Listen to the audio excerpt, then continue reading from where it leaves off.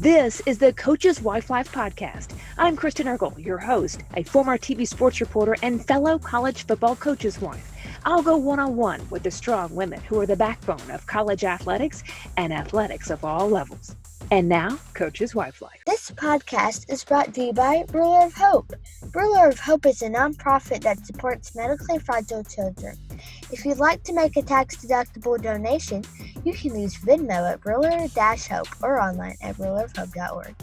Hey there, I'm Kristen Eargle, and we have an exciting podcast ahead. But first, I want to talk about something we all know way too much about: moving. Just the thought of that can bring an unsettling emotion. Well, I found a team that can take that load off your plate. It's D1 Relocation. This group can do it all. They can organize your move, coordinate with a moving company, and a trusted real estate agent. They can actually vet key household partners such as schools, insurance agents, physicians in the area. They can even help set up your Wi-Fi and water. It's incredible. So I've come to know this team, which is actually founded by a coach's wife. I think you should check it out. Whether you're looking to move now or in the future, it's d1relocation.com. Now on to our awesome podcast. I'm so excited to bring my next guest on the podcast, CoChea Long. You are the wife of CoChea Long, LSU men's basketball assistant coach. Thank you for being on. Thank you so much for having me. All right, let's jump right in. What do you like on game day? 3 words. What am I like on game day? Anxious, excited, and I just want to say panicky, but that's the same thing as anxious. Overall, I do have a routine. So I would say I am routine-based, anxious, and excited. So are you one of these that can't eat all day and then when the game starts you finally eat, or you just eat all day? Or no, I work out too much to starve myself all day. I would literally, as much I am, there's probably 2 to 3 types of wives at games, and I'm the erratic wife at the I'm chewing out the refs and everything else. I'm that wife. I am a rabbit fan when I'm at the game. So if I were not to eat, I would pass out on somebody's floor. I have too much energy at the game. All right. So do you sit close? What's coach like on game day? We sit relatively close. We're probably maybe 6 rows behind the bench. So we have assigned seating. So we are relatively close. My husband, it doesn't matter if it's game day or not. He's cool, calm, collected. That's just how he rolls. He doesn't get too excited one way or the other. Yeah. Okay. So you guys this is year 4 at LSU. Before that was Murray State, a tremendous amount of success there. Postseason runs, VCU before that. Yeah. Why do you think your husband's formula works? And as corny as this is going to sound, he's in it. He's in coaching for the right reasons. When we were dating, he was not a coach yet. He was actually an executive at Enterprise Rental Cars. But he was coaching people's kids individually on the side so that they could make their middle school and high school teams respectively. But he was doing it for free. And so then when we started dating the second time, that's a whole nother story. When we started dating, one day for 4-2 coming up. When we started dating the second time, I'm like, whoa.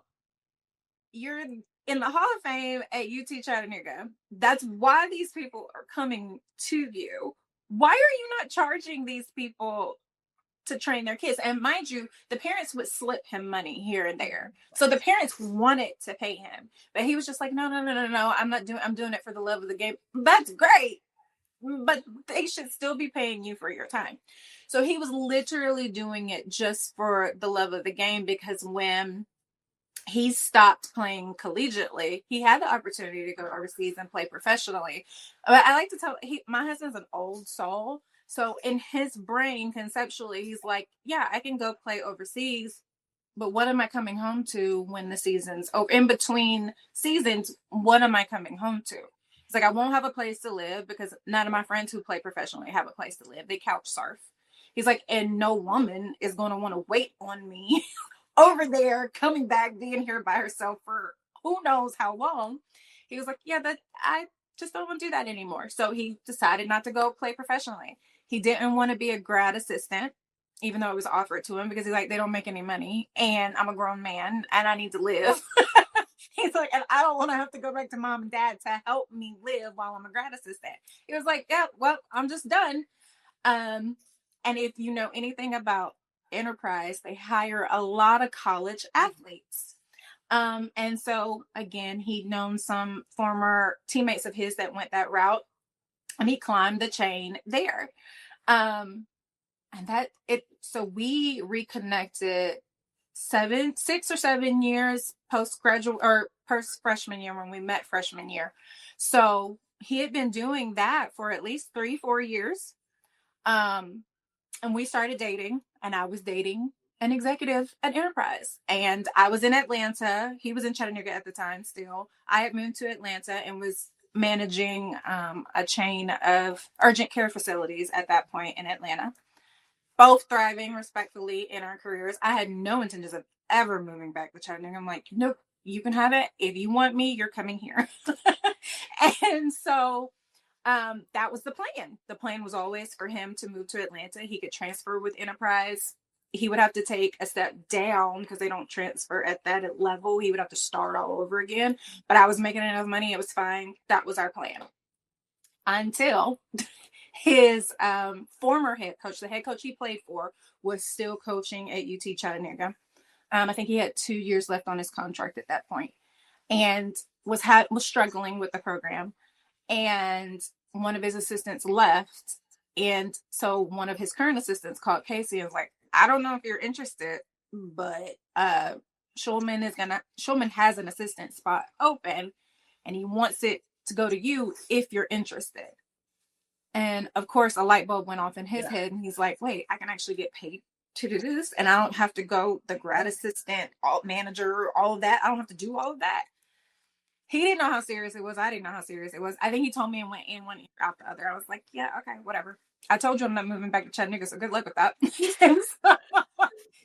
and so eventually it got to a point where his former head coach actually called him and basically said, this position is open. I got a lot of experienced people that want it, but if you want it, it's yours. You were my best team captain. And I'm trying to get that spark back when we were successful. And the only way I know how to do that is to bring you back. I can't bring you back as a team captain, but I can bring you back as an assistant. And he's like, it's yours if you want it. And I blew a gasket. I was like, absolutely not. This was not the plan. You would have to take a major pay cut from what you're doing. I would have to move to Chattanooga, give up my career in Atlanta, and Chattanooga healthcare plays pennies compared to what I was thinking. And I'm like, no, this was not the plan. No. And he's such a good guy that he was going to ride with the no. He was like, all right, I'll turn it down. And I don't know what happened somewhere along the line. I think I started feeling guilty. And I was like, what if this was me? And somebody literally handed me my dream job? How would I feel about him telling me no? Probably wouldn't be the gooder, honestly, because nobody tells me no. And nobody puts baby in a corner, right? And so I was like, okay. If this is the guy that I actually want to be with, this is the guy I actually want to marry, some sacrifices have to be made. And I knew nothing about the college world at that point. So that's why when people are like, you knew what no, actually didn't. I started dating a Enterprise executive, not a coach. So he took the job. And thus and such, here we are. So long story short, I think he's successful because he's not in it for the money. He's not in it for the glory. He's not in it for any of the glitz and glam that come with this life from outside looking in, because we know it's none of that.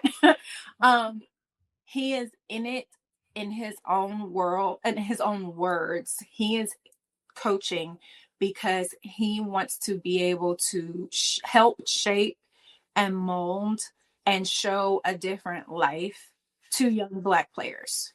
And that's his only goal. And like, if you ask him if he ever wants to be a head coach at this level, he'll tell you no. That he's like, I have no interest in that. He just he's not in it for the money at all. And so I think the way he approaches, he actually develops long lasting relationships with the players. We host the players in our house all the time. It gets to the point where we have so many former players that call me mama They don't even call me Mrs. Long. They're like, it's either mama or ma is what I'm referred to. Even if they just send me a DM randomly off a story that I posted, it's ma. And I'm like, okay, so that's he's not just, for him, it's not just a stop in their college career. He wants to actually pour into them and develop long-lasting relationships to the point where my kids know, and they'll say, I have big brothers all over the world. And I only have 2 girls. So they all have big brothers all over the world. This is beautiful. I love this. Okay, so let's go back to the whole second time I dated him, right? Okay, so how did you meet and how did you ever end up together? Okay, so we met freshman year in college. And he approached me in the student union. I was minding my business and he came and sat in my booth uninvited. He just walked up and sat down. He just walked up and sat down. And so I had no clue who this guy was. And we started talking, and I think we talked on the phone for about 2 weeks, and we both came to, ironically, the same conclusion, but for different reasons. I was like, oh, you're that athlete. You're feeling yourself way too much. You think you're the prize. No, thank you. And in his mind, he was like, you were just too much of a goody two-shoes for me. We were both just like, and went our separate ways, but we remained friends across social media. So that was 2003, our freshman year. Graduate 2007. And then, ironically, like the last 2 years of college, he had a serious girlfriend. They got engaged. And that was the last thing I knew of. I didn't pay him any attention. After he got engaged, really didn't pay him any attention before that. I just randomly saw he got engaged. I was like, oh, okay, cool. I had been in a long-term relationship, and then my relationship ended, and I was randomly, now I say randomly, leading up to this, he was liking pictures, old pictures on Facebook. But in my mind, I'm like, that's Casey. Okay. Casey's just liking pictures. I guess he's bored. Fine. And then on Twitter, I had a trip plans for my birthday that year, and it started to fall apart. And so, this was back in Twitter days where you just spill all your guts and business on Twitter. And that's what I was doing. I was venting about my failed birthday trip plans. And he sent me a DM. Don't even remember what it said. Or I think he asked me what was wrong. And so I told him, and he was like, well, I have plans in Nashville that weekend, but I can cancel them and come take you out for your birthday. And I was like, no, thanks. I literally said, no, thanks. I'm not interested. And he was like, are you sure? I'm like, yeah, I'm fine. Don't worry about it. It's fine. But he kept messaging me and we kept talking. And so finally I was like, well, I'm not doing anything else that weekend. What, he's only an hour and a half away in Chattanooga. What's the harm? I'd rather go out than sit at home. So he comes down and we go to a movie. We go to the movie first. And I quite literally fell asleep in the movie. I went to sleep in the movie. I was like, in all fairness, I told you I wasn't interested. This guy's smiling. Oh, it gets worse. So I fall asleep in the movie, and then we go to CPK afterwards, and we're talking, and I'm like, this guy's just not getting the hint that I'm not interested. Beyond, like, we can be friends. I don't want to date you. And so he wasn't getting the hint, and I could tell he had the googly, eyes, and I was just like, you do know this is not going any further.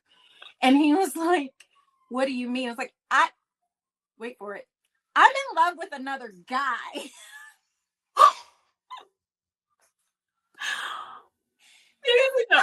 The guy that I had broken up with, we were on again, off again since high school. He was my high school sweetheart. He played professional basketball.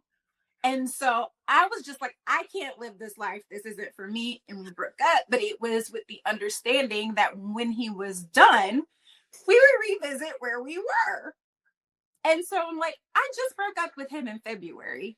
It's June. I'm not interested. And he was just like, well, maybe if you had told me that before I came down here, I would have cared. But at this point, I don't really care. I'm like, you're psycho. But okay. So he would drive back and forth from Chattanooga to Atlanta. I don't know why. He would quite literally watch me cry if my ex sent me an email or whatever. He would quite literally watch me cry my eyes out. And at some point, I remember when he was messaging me, I was like, you want to take me out? How would your wife feel about that? Because remember, the last thing I knew, he was engaged. And he was like, yeah, that didn't work out. And so while he's watching me literally mourn this relationship, I'm like, go find somebody else. Like, this is not normal. And he's like, no, I'm fine. I'm like, but you're watching me cry over somebody else. And he's like, yeah. He's like, if all I'm here for is to help you get through this, then that's all I'll be here for. He's like, but I wish I had somebody to walk me through the end of my engagement. And I was like, okay, fine, whatever. I can't save you for you.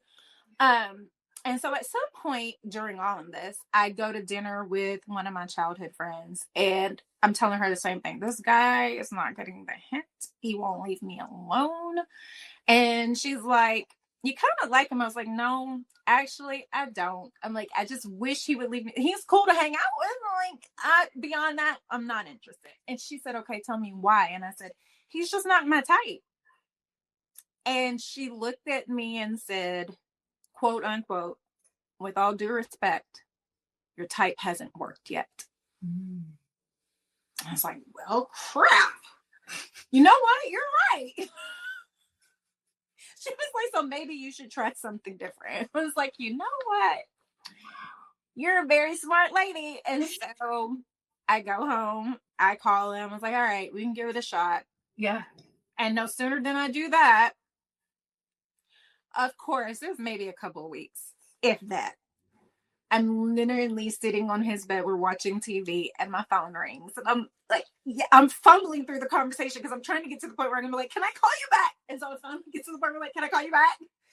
And so I get off the phone and Casey's sitting there and he's like, was that your ex? I'm like, yep. And he was like, is he back? Yep. He was like, does he want to get back together? I said, yep. And he was like, okay.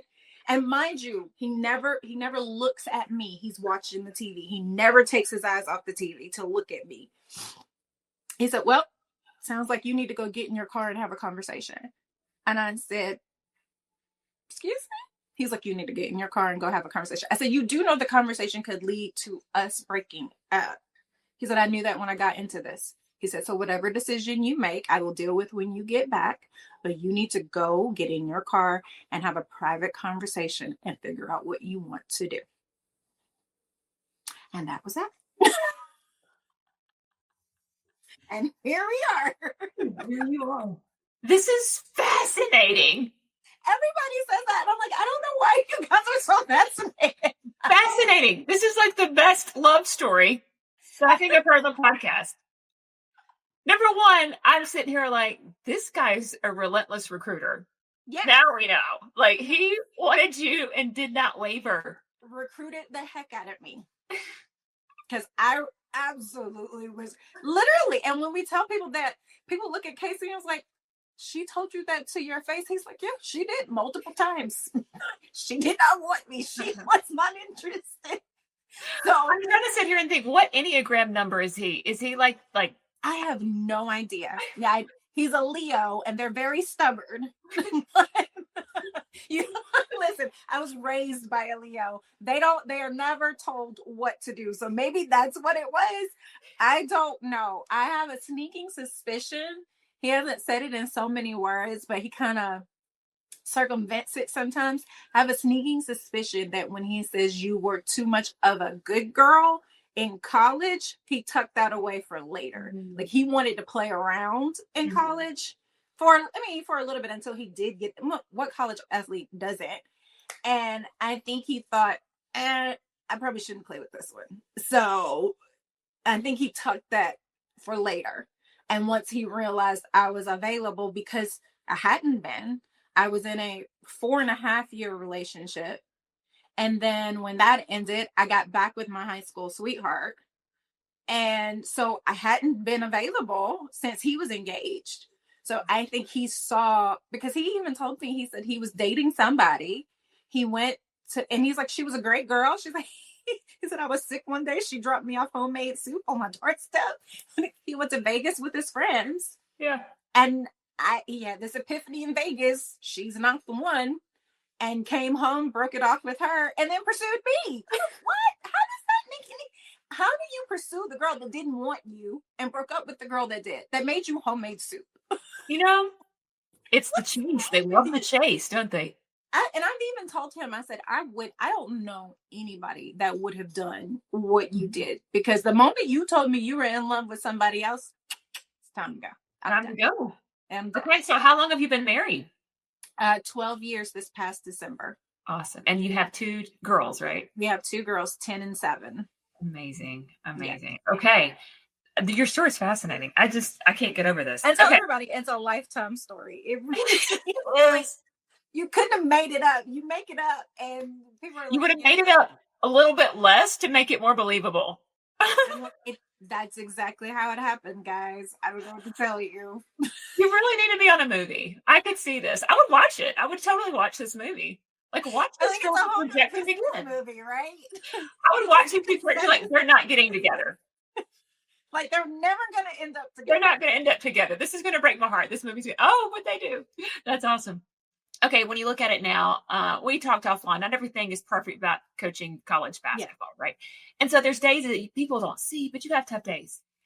And even though you are appreciating what you have, and we understand it's a complete blessing, there's those times. What do you think has been some of the toughest adversity you've faced, and who or what you rely on to get through this? I would say being here at LSU, honestly, because it was a total rebuild. Not only was it a total rebuild, we came behind a coach that seems to be a fan favorite. And so everything we do or don't do gets compared to that of previous staff. And I think that when you're rebuilding and fans sometimes have unrealistic expectations, the two don't mesh, right? Because it takes time to rebuild anything. I don't care what it is, whether it's a college program or a house that's burned down. It takes time. And sometimes what you bring to the table doesn't work. And so you have to regroup. And this is just a level. LSU is the most recognizable brand in collegiate sports, period. Whether it's football, basketball, gymnastics, baseball, doesn't matter. They're the most recognizable brand in collegiate sports, period. And they take that very seriously. And the fans take that very seriously. And they have no problems letting you know how they feel about it, or you. And so what I've always struggled with, I didn't deal with it, or I should say we didn't face it as much prior to LSU, because prior to LSU, my husband was always on a winning staff, except for his first year. That's a whole nother story. But except for his first year coaching, he should have been one and done. But again, story for another day. Except for that first year of coaching and these last 4 years, everywhere we've been, we've had success. So there was, when people ask me, how do you deal with losing? I'm like, I don't know. We lose a couple of games here and there, but we've always been on a championship team. So this is completely different in that we haven't even been in the NCAA tournament at all since we've gotten here, coming from 1, 2, 3, I think it was 5 or 6 straight years of going. Yeah. And now we haven't been in 4 or 3, because this isn't over yet. I think not only is that tough on the fans, especially LSU, who wants to win everything, right, but as a staff, that's tough too, because they're not used to losing. Like, this isn't the norm for our head coach. This isn't the norm for my husband. And so trying to navigate this, like the first year, you kind of chalk it up to, we just got here. He didn't have a team. He had to throw something together from the portal last minute because they gutted the program when they fired the previous head coach. year 2, we got a little bit better. Then, NIL rocks everything to its core. So it's just, these last 3 years have been tough. And so when you come into a year like this, when we have one of the best teams coach has ever recruited since he's been there, we're 12-2. It's tough to get in the excited mind frame of, okay, this is it. We finally got our team together and we're going to be fine, because it's also a make or break year for us. The reality is the writing's on the wall. And if we don't win this year, if we don't get into the NCAA tournament this year, we're probably, and so seeing people campaign year after year for people that take this job very seriously, to lose said job just bothers me. I'm always taking issue with fans calling for people's job, because we don't go into your job and tell them you should be fired. I think what bothers me the most about campaigning for coaches and ultimately families to lose their job is, for most fans, take donors out of it. For most fans, these wins and losses don't affect you one way or another. You turn the game off, you move on about your life, everything's hunky-dory. You might have an attitude about it for a little bit, but it does not change your day-to-day life at all. Wins and losses 1000% affect our day-to-day life, and we are very cognizant of that. We don't lose and dang it, No, right? So that's just not how coaching families process that, especially if it's a year after year thing. So this has been the toughest environment, because I think not only have we not been what we've wanted to be collectively as a program, but you're at the highest level of college basketball. You're at a high major program. All eyes are on you. I've just had to, social media, I've just had to just not look at it like a post and keep it moving, because I don't know if you can tell, but I am a very vocal person when it comes to my feelings and my opinions. And so I just have to stay away from it, because I'll get in trouble. I have been reported to the AD before. So that was at Murray State. We don't want that to happen again. Oh my goodness. Oh my goodness. So how do you stay steady when you feel this type of pressure? It's tough. I'm grateful. I have a very close knit group of coaches' wives that are everywhere. It's about 5 of us. And so we have a Bible study that we do. I vent to them. They've become some of my absolute best friends, and honestly rocks in this world, because they understand it like nobody else can. I have, lifelong friends that are not in the business, but they don't understand it. And it doesn't matter how long they've been around you in this life. They still don't conceptualize what goes on. Even my parents, they don't conceptualize. And my dad is a former collegiate athlete, and they don't understand living this life day in and day out, and everything that comes with it, and the pressures of it. And even my husband, like I said, he's very even keeled. My husband, if you can't tell, even from our dating story, he's everything is peaches and rainbows and unicorns. Like, it'll all work out the way it's supposed to. That's just him. Yeah. Everything's positive, even when it's not. I could have a penny in my account and he would look at me and say, well, at least you have that one penny. What am I going to do with that? Right. So even sometimes, like, he doesn't fester over losses. It's just not who he is. But we'll talk about it and we'll work through, him and I work through what we think needs to change and what the issues are. But really it's my circle of coach's wife friends that, I can tell anything and everything. And I know it's safe, because in this world, you have to be careful what you say certain things to, because everybody doesn't mean you good.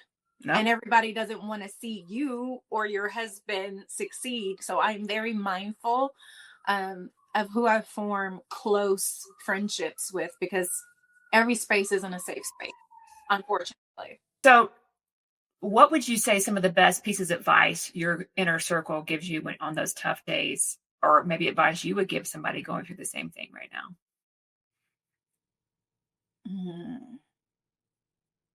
Tune out the noise. because the reality is fans only know what they know, and they don't know what they think they know. And we'll just leave it at that. Like, you have to tune out the noise. You also have to be very secure in your relationship with God. And I don't know that I've always been secure. I'll just be honest with you, just because of some things I've gone through, and it just made me question some things. I think how we ended up at LSU started to change the tide a little bit. And I won't go into too much detail about that because that can be a tricky story depending on how you tell it. But how we ended up at LSU, actually how we ended up at Murray State and then LSU, absolutely showed me some things that it's, again, one of those stories that it's a lifetime story and or a story only God could write.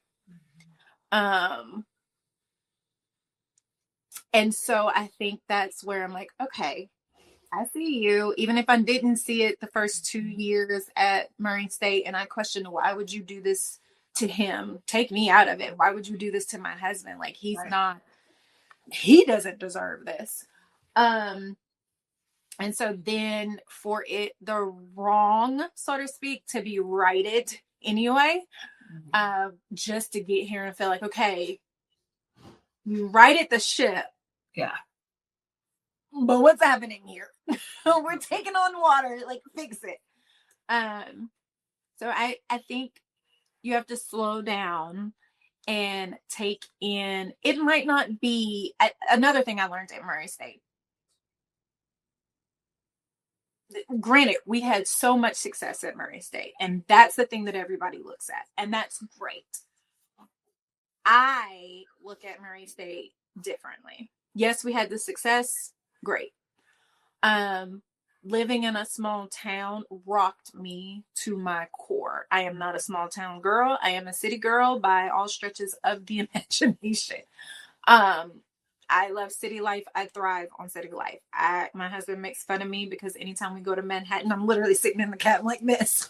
Like, I just thrive off energy, where other people are like, it's too much. I'm like, no, I love it. Give it to me. Like, I'm that weirdo that goes shopping on the 22nd and the 23rd and sometimes Christmas Eve. Like, I want all the crazy madness.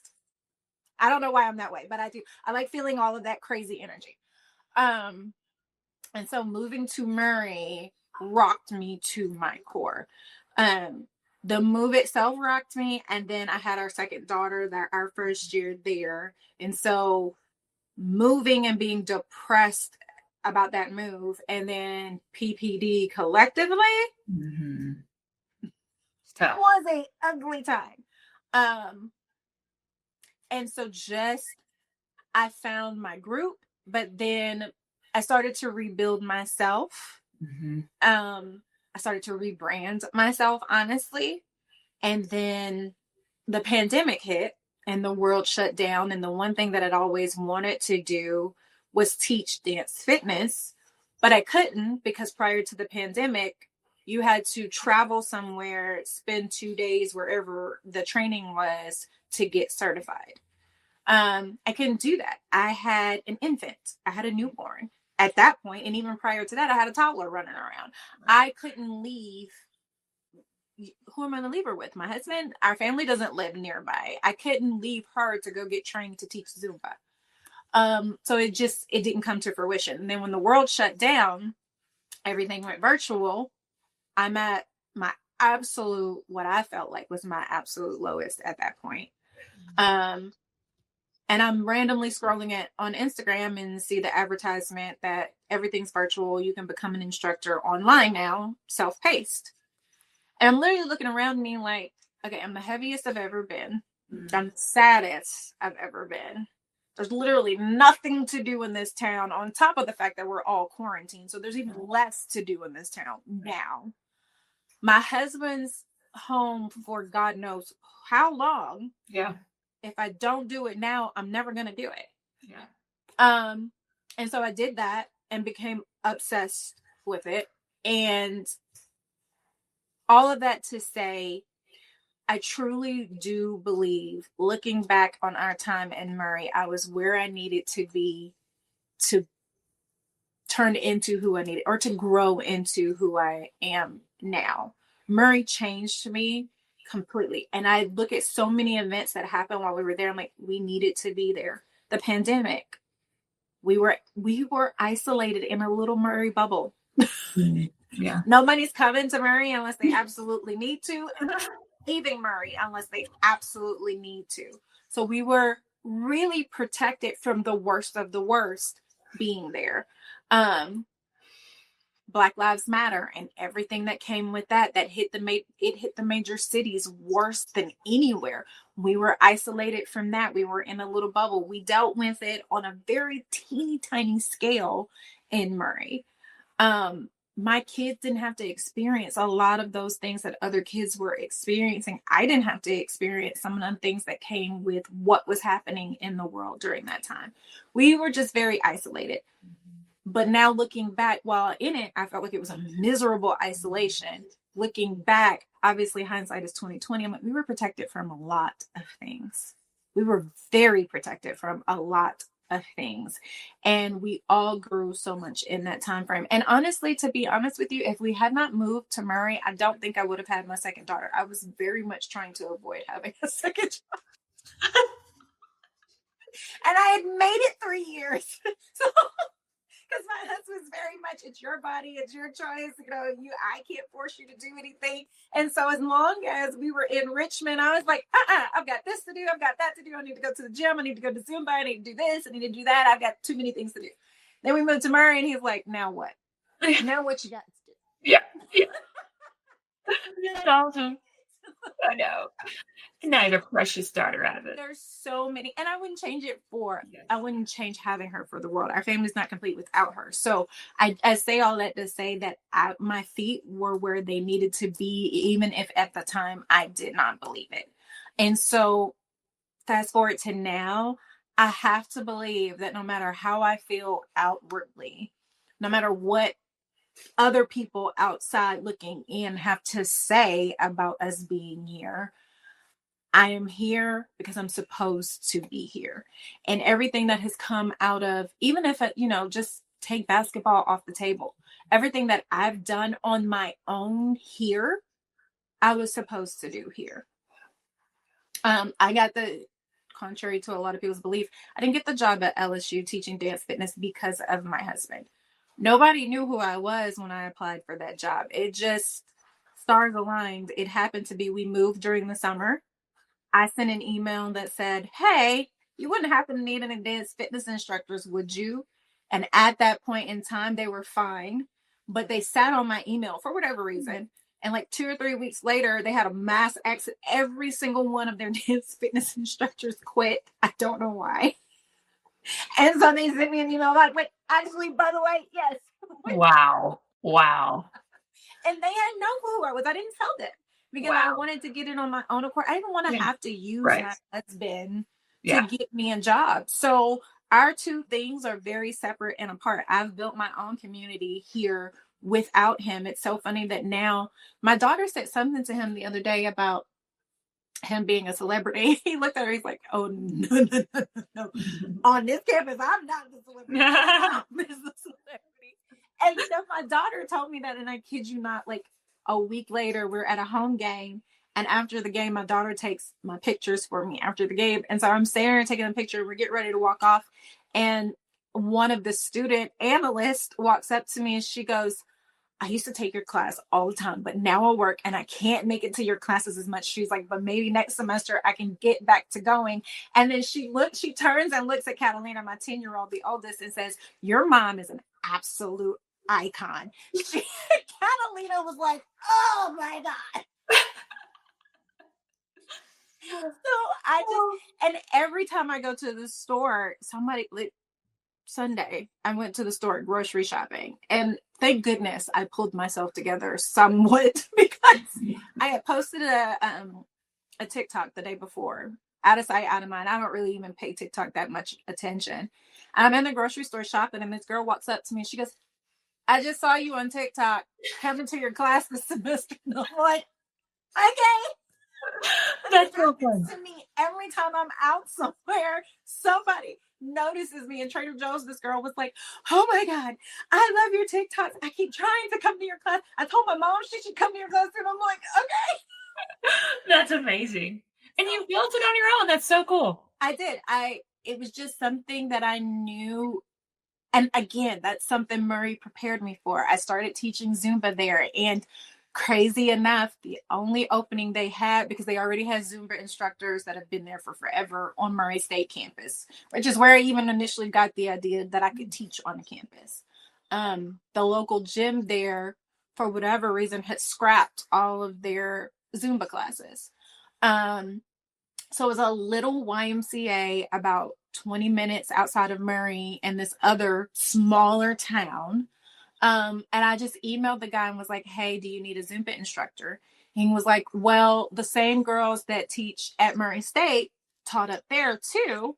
He was like, "They teach some night classes." He was like, "So all I've got is Tuesday and Thursday at 10. And he was like, "And it might be more little old ladies than you're comfortable with." I was like, "I don't care. I'll take it."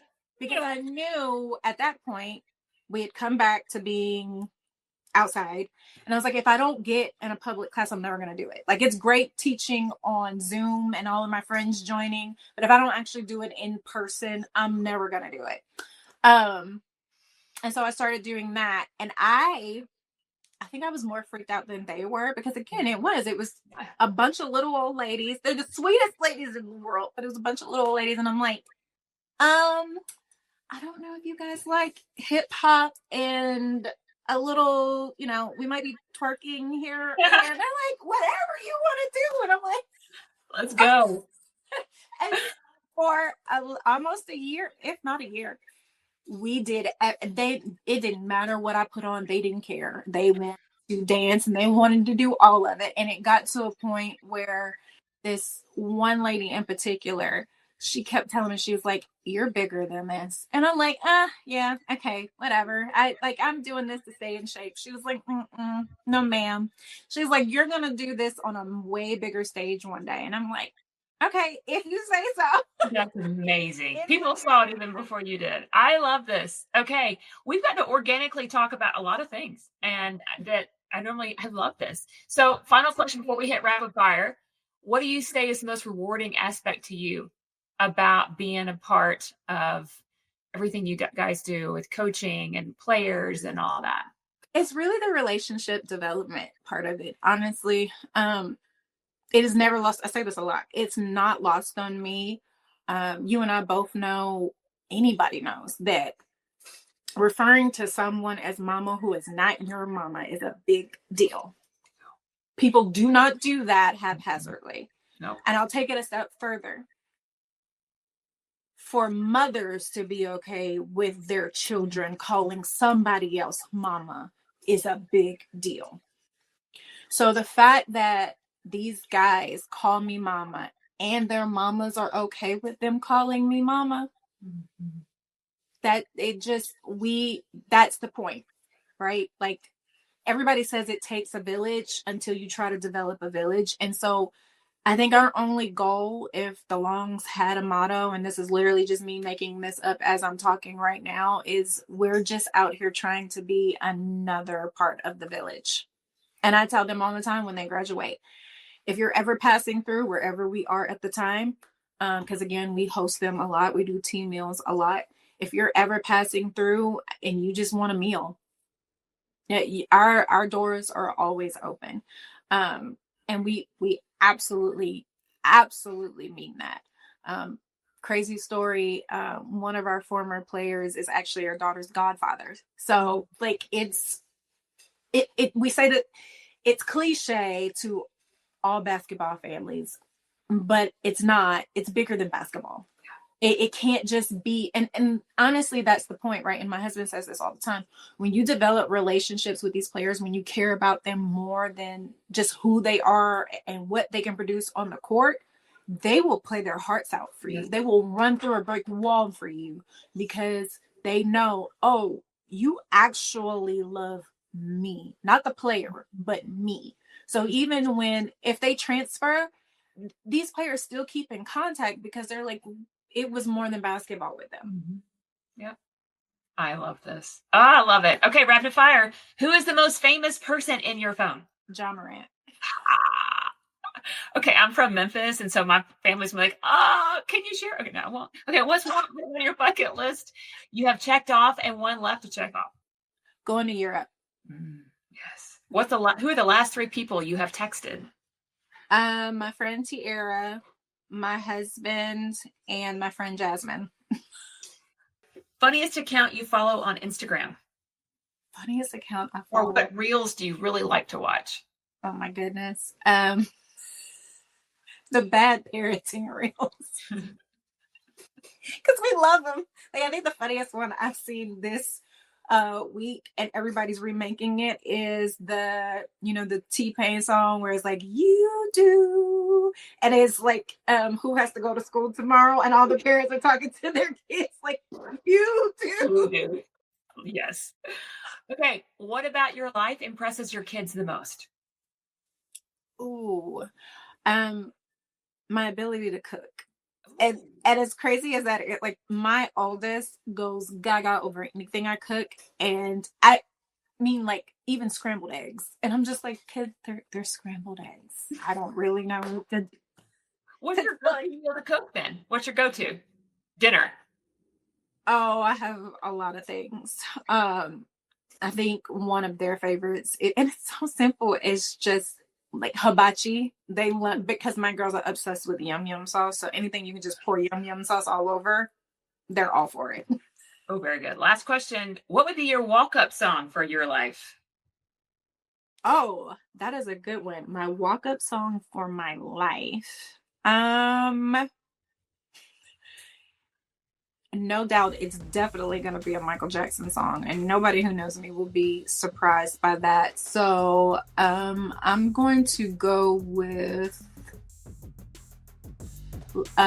PYT. There you go.